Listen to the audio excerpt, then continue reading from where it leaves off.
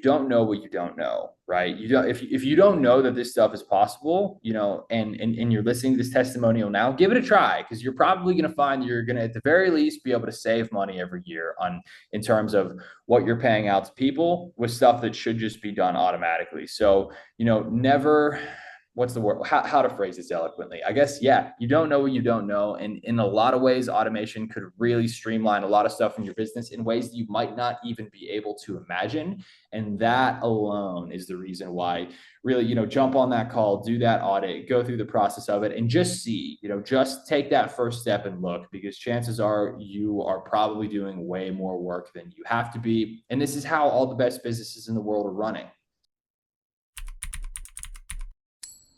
My name is Tom. I am the owner of Archon Research Group. And what we do is we specialize in outsourced content writing services, a lot of the time for digital products and then digital agencies as well, some search engine optimization stuff as well. The point here is we really will crank out pretty much dozens of pieces of content every day, sometimes thousands of pieces a month. And there's a whole lot of moving parts that go into a very human service-based business like that. There's a lot of things that have to happen in order for that whole flow to take place. And that's really where OpsKings has come in handy and has really been indispensable to the entire operation in streamlining the actual delivery of the work to the client, and then the work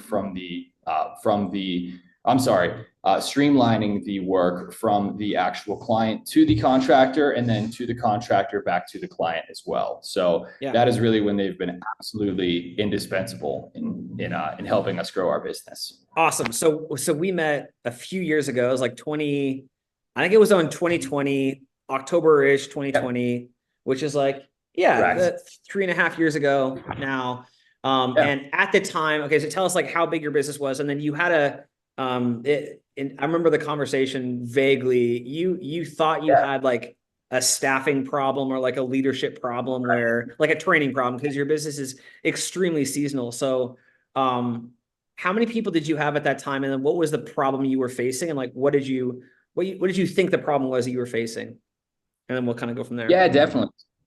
Yeah, definitely. So at the time, I was very convinced that I was working with people who were ineffectual, or I didn't have enough of them. I think that was probably the big thing, is I thought that, because one person wasn't doing their job particularly well, I needed to go and find another person who could do it better than them, who could somehow work, superhuman capabilities, because that's just totally out there. I thought that was possible, or I thought that I just needed more of them. But really, after, maybe a 20-minute conversation with Ryan, I realized that I had an issue with my business systems, and ultimately those business systems were going to be built on automation. Basically, long story short, I realized from working with you and then working with your whole team is that in reality, a lot of the stuff that I had people doing should be done essentially by automation, which would then free up their time, their cognitive abilities to then actually work on the things that people really need to do. And then ultimately performance as a whole skyrocketed from there. So we thought we had a people problem. We really had a systems problem. And then whenever it comes down to it, those systems are built on the types of automation that OpsKings really specializes in. Yeah. So real quick for the people at home, how big was your business when we started working together in terms of number of people and revenue? And what is it at now? Because I think the size of your business now is like, actually, it's phenomenal, but it wasn't always that way, right? And I think we recorded another video like this, which is up on our website somewhere, where you're basically talking about how you were like very strongly considering shutting down your business because you didn't see a way to do it profitably at all at that stage. So tell us more about that. Yeah, there's a lot of people that are like in that position now, right? With they just don't have hope for their business. Yeah. Absolutely. Yeah. I mean, I guess the first thing I can say to that is if you've come across a market that works, and you have a viable product, find a way to make it work, because that is ultimately the hardest thing in business, is finding something that works. I didn't realize that at the time. So yes, at one point I was ready to just kind of pull the cord on my writing company. At that time I had one VA, and then I had 6 writers. And then since then it's grown to, I have what you could basically refer to as 7 full-time VAs, and then a team of 60 writers right now. So, let's call that a 6x growth from just the staffing perspective. And then if we're going to talk about numbers and revenue at that time, realistically, we were probably pulling down about maybe $120,000 of top line revenue at that point. Now we're more like $500,000 per year. Right. Yeah. So I mean, like, not a lot of people have Yeah. actually managed, like, there's operations and Yeah. leadership, and there's like, you have 60 people working for you, and they're all Right. VAs that they all get paid based on the project, right? Like a project base, and it's all, so there's Sure. like, it's like Amazon. Like there's lots of like, it's like lots of things happening very quickly, pretty Right. like not Right. crazy. It's not like a coaching business where there's insane margins. Like they're like pretty, I mean, No. your project sizes are not thousands of dollars, and but like logistically, you have a very complex business now. Talk us through some of Right. the automations and the systems that were the most impactful. Actually, one thing that'd be interesting as well is like there was a Sure. couple things that we built out where actually your team was convinced that it wasn't even technically possible to do. Right, like Aha. like the Right. auto suggest thing for distributing projects to writers. Um, Yeah. I don't Yeah. know, but I don't know if So they thought the same about the quality stuff, but talk us through some of those sure. things. Cause like I do think like most people are never going to have a 60-person company, like ever. Yeah. But like, Right. I think the example of like, or the mindset of thinking like, I'm not even sure this is even possible to seeing it work is an interesting one. Well, for what it's worth, I was convinced of some of that stuff too. I mean, I think that as you go through this whole process of systemizing and automating your business, you have to let go of a lot of limiting beliefs. And what's cool is you kind of have to open up your mind a little bit to what's actually possible. So, before we started doing this, I did not know that it was possible that like that a new row could be created in Google Sheets when an email comes Right, in containing right, all the information. I didn't right, know that. I didn't think that right, was possible. I thought, right. but You had to have you a were like, what do you Filipino mean? VA do that manual, and I was like, it's like really, like, right, I mean, I was just a guy on a computer. So, for what it's worth, I had a fair amount of those as well. But even something as simple as that, you don't realize that like manual data transfer is like not only possible, but one of the most simple tasks you could realistically do. And a lot of the stuff is only limited by your imagination to now where you and me are talking about new features that I could implement in my business that you could then implement across your other clients as well. So, for what it's worth, all I'm saying is that, there is a process of like just trying to, be imaginative and understand what's actually possible. If in a perfect world, how would your business function? And then that's almost a good place to kind of start and then work backwards from, because you might be surprised a lot of those things that you dream up in your head might actually be possible. Speaking specifically to the example of auto suggest. So if I was to talk any potential viewers to what that is so basically we have a content writing company. We write about content of all sorts of different topics. Okay, so for instance, let's say that we have one article that is about engineering and then another article that is about whey protein and nutrition, right? Well, of those 60 people, there's going to be one guy who's kind of a gym bro who knows a bunch of stuff about whey protein and has spent his own time learning it, and we probably know that because we gathered that information through the interview process. And then we have one person who is, very book smart and understands engineering well. And then ultimately those two pieces of content need to go to different people, right? So previously we were relying again on, relatively lower paid Filipino virtual assistants to make this very cognitively demanding decision at scale every single time, multiple times a day. yeah, And like whenever I like up explain to that, 100 times a day is just well, actually, yeah, and you just can't expect yeah. anybody to yeah, like people are just people. You can't expect them to be perfect But like actually, that. they thought that it had to be actually that's not even so there's topics is one Sure. thing, but there's also like availability and Aha. like who's on holiday, Right. who's got like planned holiday, who's sick, who is like Yep. fastest at responding to projects last time, who is like Yeah. the best quality Right. score.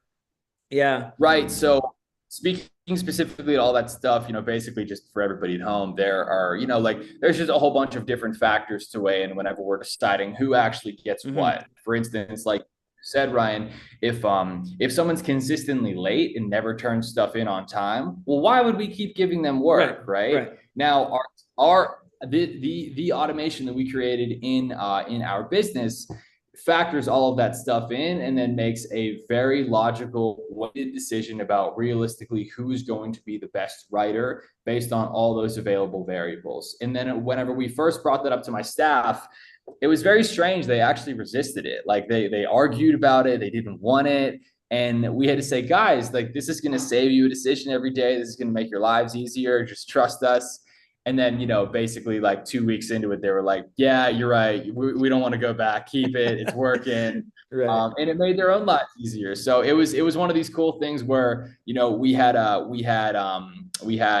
bit of it holistically benefited the whole business in terms of service delivery, quality output, timeliness, reducing decision fatigue on our own staff. Things like that really can benefit every single level of your business, and they just would not be possible without automation, and then really without a skilled partner in doing so, like Ryan and his team at OpsKings. That's the most conclusive way I could phrase that. Yeah. I think. So talk a little bit about like our relationship, because it's not like, I think like what's been interesting about how you've evolved too is like, and I explain this process to like a lot of people when they ask about like what can be automated in the business. And I always tell them like, what's going to happen is we're going to automate like the 5 things that are obvious right now. And then what's going to happen after that is you're going to have so much more like mental bandwidth, and you'll just come up with ideas on your own, because all of a sudden you're not fighting fires anymore. You can think creatively. So, talk to us about, because I know you've told me that that's happened. I've observed that happening in you, where the level of your thinking has been like really has gotten more sophisticated over the years. So talk to us about like that experience of what it's like automating the obvious stuff, and then having like space to think about the business versus just like tackling problems day to day. Yeah, 100%. Yeah. So, as any business owner knows, you're going to deal with a lot of problems, right? Stuff is always going to happen, and people are going to be looking to you for solutions to those problems. The worst place to be in a business, in my opinion, is when you are constantly, fighting fires or constantly putting out fires, right? Which in reality means you just haven't created necessary systems to actually, prevent that stuff from happening. You don't want to be a firefighter. You want to be a fire prevention specialist, right? As one famous author often says when talking about this stuff. So the cool thing about freeing up your mind to work on other stuff is once that layer of like stress and anxiety and dread is gone of, oh no, I got to deal with this problem again. Once you know that an automation is in place, and obviously, maybe 2 weeks of testing and, making sure everything's working properly, then you kind of find yourself in a place where running a business can actually be fun. Running a business can actually become a little bit of a form of art, because then you get to actually employ your creative mind towards fixing more sophisticated problems, or really just improving your overall service offering in the first place. Now, this especially lends itself to my business, which is a service-based business made up of dozens of people. But even in a context of having just a few high-ticket coaching clients, or even with a side offer that I run, specifically in the course space, you begin to think about all these different ways that your business can be improved, and ultimately how people can be involved less, machines involved more, and then ultimately it's just a win for everybody. You save money by not paying out unnecessary salaries. You save yourself stress, you save potential employees stress, because you're only going to be hiring people who are doing the really important stuff that really do require something to think about. But who knows, with AI, maybe that won't even be necessary in the next few years anyway. We don't know that either. So it's freeing up your head to work on stuff allows you to approach your business like an art, as opposed to, some menial task that you have to, just slug through every day. And, coming from an artistic background myself, that's probably been one of my favorite things about the business, is when I get to sit down with someone like Ryan and talk through a problem we're having. And then we both just kind of get to think out loud about the different way to approach it. It's almost like, it's like playing Sudoku or jujitsu or something like that. It's a really fun, cognitively demanding task that I didn't think I would enjoy as much as I do, but that's probably one of my favorite things I do with Ryan now, is talk about how we fix problems. And you're really good. I mean, you said before that like it's interesting, like you like label yourself sometimes as like not a mathematical person, but like the way that you actually think through things is quite. I think you would have honestly kicked ass at math had you had like a good teacher, a good math teacher in school. Yeah. Right. Cause like Yeah. like you're very structured in that way. Yeah, dude. Awesome. Is there anything else that you want to share with people if they're considering either for people that know there's problems in their business that know they need to automate stuff, Yeah.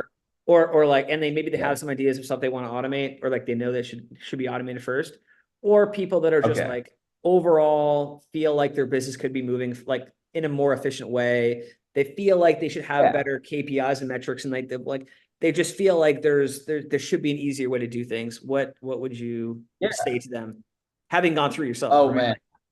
Oh, man. I could say so much about this. So, with my business in particular, the big thing that happened with me is that I became good at, doing the service offering in my business. I'm a pretty good writer, and I became okay at management. But in learning those skills, I really didn't know anything about automation or anything of that sort, right? I just kind of understood the general framework of human outsourcing, right? Throw a body at a problem, give them a manual, and then it's fixed. Hopefully, it's not, and you hire another body.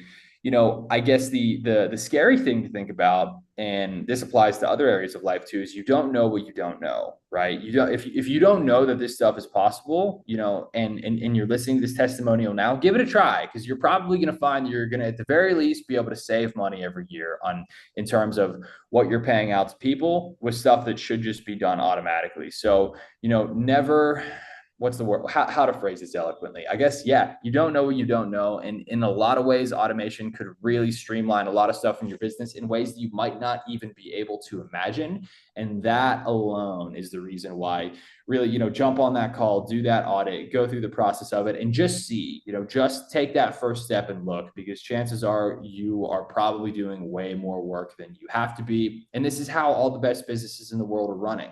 So, take a little page out of the book of the professionals and try it out. Because it was one of the best decisions I've ever made in my whole business life. So for what that's worth, I often think about, if I had not realized that this stuff was possible and not had such a great, tech partner with Ryan and his team at OpsKings, my business would be in a completely different place. So it was one of the best decisions I made, and I encourage every person who's considering it, walk through that door, try it out. Thanks, Tom. Appreciate you, man. I think You got it. that's pretty much it. Any closing words? You gotta come up with something else. Now it's gotta be another thing. And remember, right, kids, so, you miss 100% of the shots you don't take. The last thing I'll say, the last thing I'll say is, the character of the people you work with really matters, and that is one area that I can completely trust Ryan and anybody he's working with on. They have access to a lot of sensitive data on my side. Maybe we should cut that last part. Cut out the part about back, Ryan. I don't know. It's just, yeah. Oh no, it's not that sensitive. I'm gonna leave it. No. I'm gonna leave it. What are they gonna do? I mean, all right. Everybody has sensitive data. You can get my bank card. Okay. The broader point I'm trying to make here is that Ryan is a stand-up, very great, thank you. trustworthy person. The intent and while I appreciate that in someone I'm interacting with, there's 100% a huge amount of business utility to only working with people whose heads are in the right place, who have good intentions, and who are rowing in the right direction. And that is 100% something that I can say without a doubt about Ryan. I can't say that about everybody in my business network, but I can 100% say that about Ryan. And having amazing, trustworthy people on your team who have a good heart and good intentions, that is absolutely priceless. And that is one thing that him and his team 100% have on lock. So if I just want to close out with anything, that would certainly be it. Cheers. Appreciate you, Dom. See you. You got it, brother. You got it.